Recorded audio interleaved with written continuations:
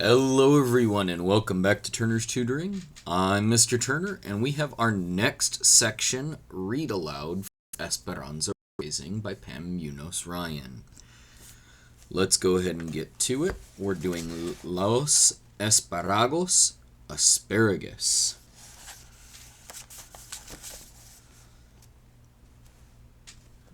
Marta was right. The strikers were more organized than ever. They handed out flyers in front of every store.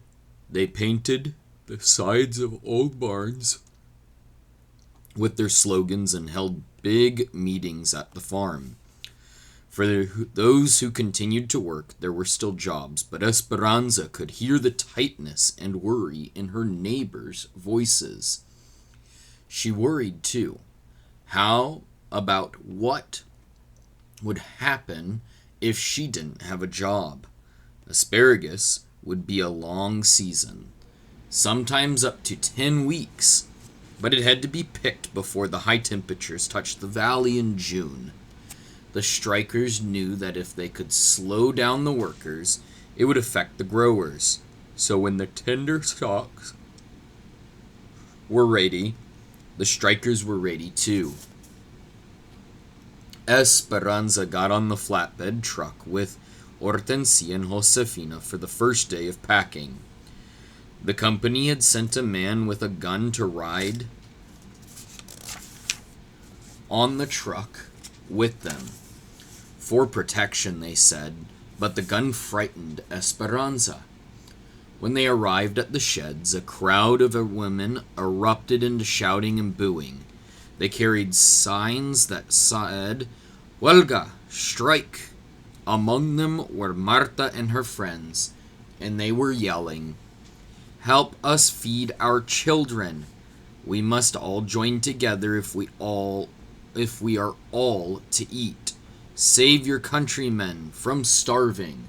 When Esperanza saw their menacing faces, she wanted to run back to the safety of the camp. Do laundry, clean diapers, anything but this. She wanted to tell them that her mother was sick, that she had to pay the bills. She wanted to explain to them about Abuelita and how she had to find a way to get some money to her so she could travel. Then maybe they'd understand why she needed her job. She wanted to tell them that she did not want anyone's children to starve. But she knew it would not matter. The strikers only listened if you agreed with them. She reached for Hortensia's hand and pulled her close. Josefina marched toward the shed, looking straight ahead.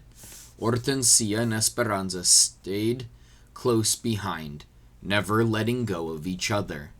One of the women from their camp called out, "We make less money packing asparagus than you do when you pick cotton. Leave us alone. Our children are hungry too."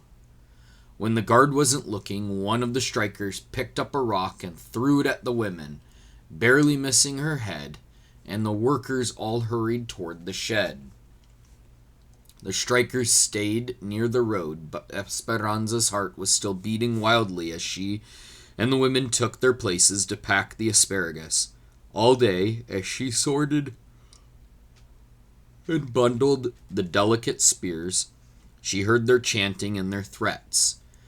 That night at dinner, Alfonso and Juan told how they had the same problems in the fields. Strikers waited for them, and they had to cross picket lines to get to work. Once in the fields, they were safe, protected by guards the company had sent, but the logs of asparagus that were sent back to the sheds had to be taken across the picket lines, and the strikers often slipped surprises beneath the harvest. The strike continued for days. One afternoon, as Josefina took a handful of asparagus from a crate, a large rat jumped out at her. A few days later, Esperanza heard a terrible scream from one of the women, and several writhing gopher snakes slithered out of a crate. They found razor blades and shards of glass in the field bins, and the women usually efficient and quick to unpack the asparagus, slowed down and were hesitant to grab the vegetables from their boxes. When several of them heard a rattling from beneath a pile of stalks, the supervisors took the entire crate out to the yard, dumped it, and found an angry rattlesnake inside.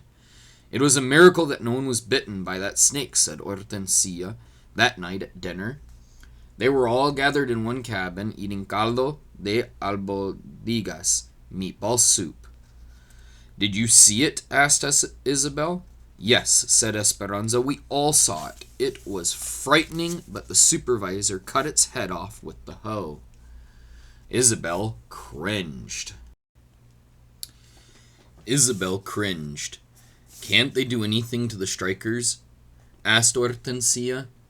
"It's a free country," said Miguel. "Besides, the strikers are careful. As long as they stay near the road, and the guards don't actually see them do anything aggressive, then no, there's not much anyone can do. It's the same at the railroad. I pass the picket lines every day and listen to the yelling and the insults." "It's the yelling all day long that bothers me," said Hortensia.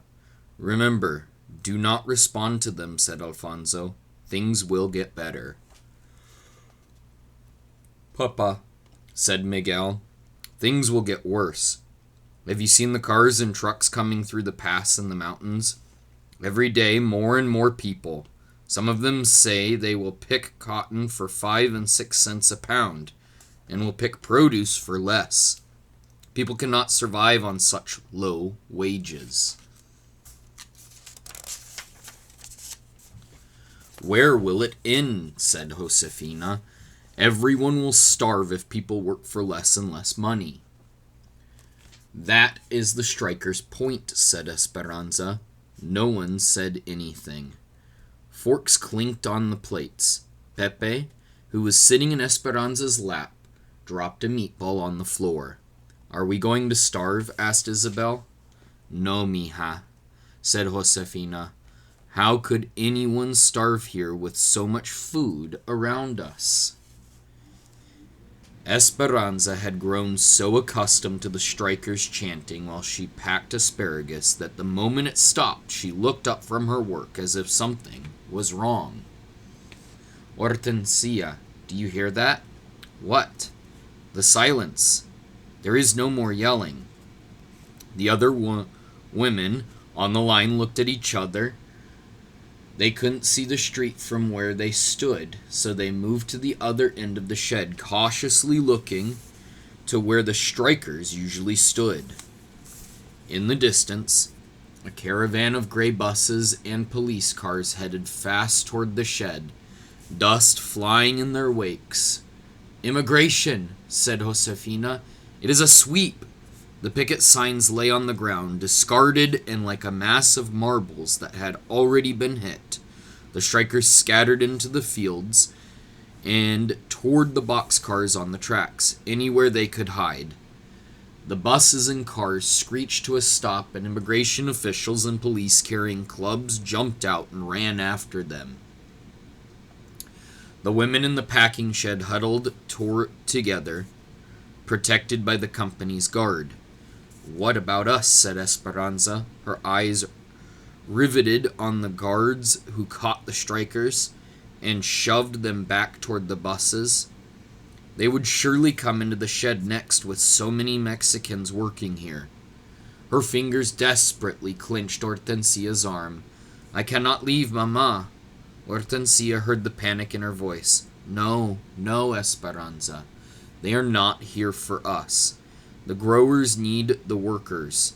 That is why the company guards us." Several immigration officials, accompanied by police, began searching the platform, turning over boxes and dumping out filled bins. Hortensia was right. They ignored the workers in their stained aprons, their hands still holding the green asparagus. Finding no strikers on the dock, they jumped back down and hurried to where a crowd was being loaded onto the buses. Americana, Americana, yelled one woman, and she began to unfold some papers. One of the officials took the papers from her hand and tore them into pieces. "Get on the bus," he ordered. "What will they do with them?" asked Esperanza. "They will take them to Los Angeles and put them on the train to El Paso, Texas, and then to Mexico," said Josefina. "But some of them are citizens," said Esperanza. "It doesn't matter. They're causing problems for the government.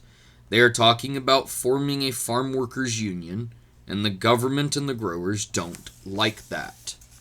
"What about their families? How will they know?" "Word gets out. It is sad. They leave the buses parked at the station until late at night with those they captured on board. Families don't want to be separated from their loved ones and usually go with them. That is the idea. They call it a voluntary deportation. But it is not much of a choice. Two immigration officials positioned themselves in front of the shed. The others left on the buses. Esperanza and the other women watched the despondent faces in the windows disappear. Slowly, the women reassembled on the line and began to pack again. It had all lasted only a few minutes. "What happens now?" asked Esperanza. "La migra. We'll keep their eyes open for any strikers that might be back," said Josefina, nodding toward the two men stationed nearby. "And we go back to work and feel thankful it is not us on that bus." Esperanza took a deep breath and went back to her spot. She was relieved, but still imagined the anguish of the strikers. Troubled thoughts stayed in her mind. Something seemed very wrong about sending people away from their own free country because they had spoken their minds. She noticed she needed more bands to wrap around the asparagus bundles and walked to the back of the dock to get them. Within a maze of tall crates, she searched for the thick rubber bands. Some of the boxes had been tossed over by the immigration officials, and as she bent down to set one straight, she sucked in her breath, startled by what was in front of her. Marta was huddled in a corner, holding her finger to her lips, her eyes begging for help. She whispered, "Please, Esperanza, don't tell. I can't get caught. I must take care of my mother." Esperanza stood frozen for a moment, remembering Marta's meanness that first day in the truck. If she helped her and someone found out, Esperanza would be on the next bus herself. She couldn't risk it and started to say no. But then she thought about Marta and her mother holding hands, and couldn't imagine them being separated from each other. And besides, they were both citizens. They had every right to be here. She turned around and headed back to where the others were working. No one paid any attention to her. They were all busy talking about the sweep. She picked up a bundle of asparagus, several burlap sacks from a stack, and a dirty apron that someone had left on a hook. She quietly wandered back to Marta's hiding place. "La migra is still out front," she said in a hushed voice. "They will probably leave in an hour when the shed closes." She handed the apron and the asparagus to Marta. "When you leave, put on the apron and carry the asparagus so you'll look like a worker, just in case anyone stops you." "Gracias," whispered Marta. "I'm sorry I misjudged you." "Shh," said Esperanza, repositioning the crates and draping the burlap sacks across their tops so Marta couldn't be seen. "Esperanza," called Josefina, "where are you? We need the rubber bands." Esperanza stuck her head around the corner and saw Josefina with her hands on her hips, waiting. "Coming," she called. She grabbed a bundle of bands and went back to work as if nothing had happened.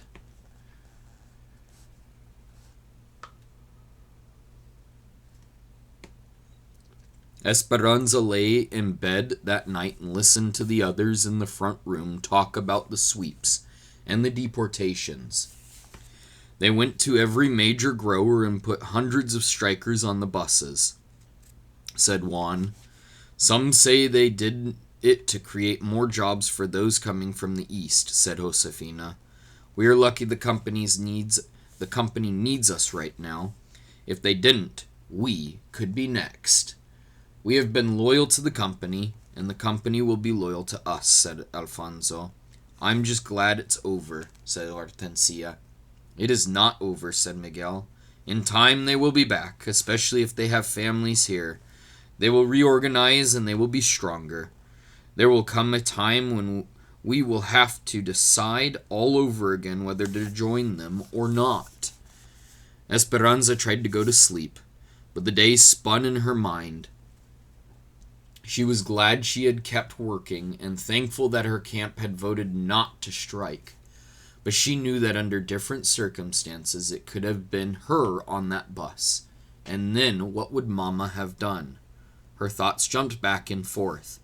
Some of those people did not deserve their fate today. How was it that the United States could send people to Mexico who had never even lived there? She couldn't stop thinking about Marta. It didn't matter if Esperanza agreed with her cause or not. No one should have to be separated from her family. Had Marta made her way back to the strikers' farm without getting caught? Had she found her mother? For some reason, Esperanza had to know. The next morning, she begged Miguel to drive by the farm. The field was still surrounded by the chain-link fence, but no one was protecting the entrance.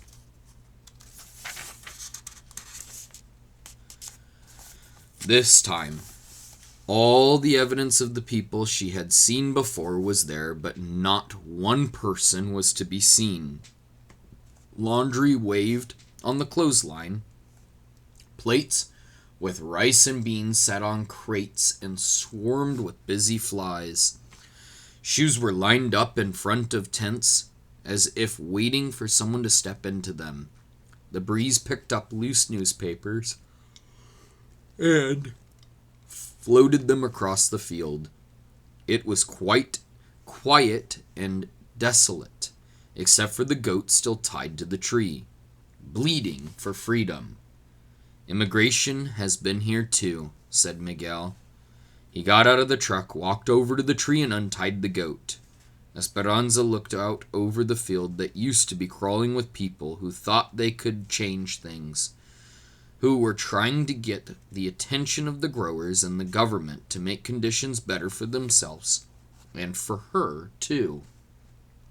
More than anything, Esperanza hoped that Marta and her mother were together, but now there would not be no way for her to find out. Maybe Marta's aunt would hear eventually. Something colorful caught her eye. Dangling from a tree branch were the remnants of the little donkey piñata that she had given the children, its tissue streamers fluttering in the breeze. It had been beaten with a stick, its insides torn out. We are almost done with Esperanza Rising, just a few more sections to go. Thank you for joining me for another read aloud of Esperanza Rising. If you do enjoy these videos, please check out the rest of them, and never forget to like the video and subscribe to the channel. If this is the first time you're watching this one, go back and watch all the other sections so you can enjoy this wonderful book with us. I'm Mr. Turner with Turner's Tutoring, wishing you a fantastic rest of your day.